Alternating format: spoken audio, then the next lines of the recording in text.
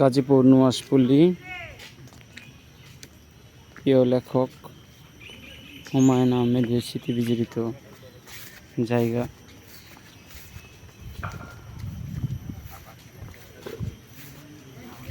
প্রকৃতি কোলাহল মুক্ত একটি শান্তিপ্রিয় জায়গা।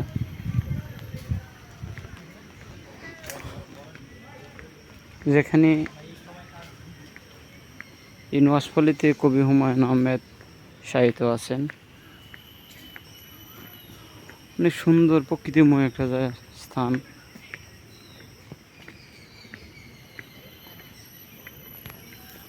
শহর থেকে প্রায় 17 কিলো, গাজীপুর শহর থেকে প্রায় 17 কিলো ভিতরে এটার অবস্থান।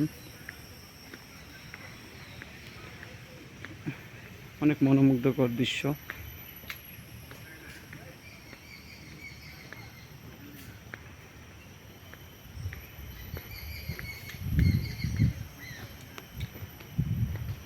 দেখতে সবারই পাম জুড়িয়ে যায়।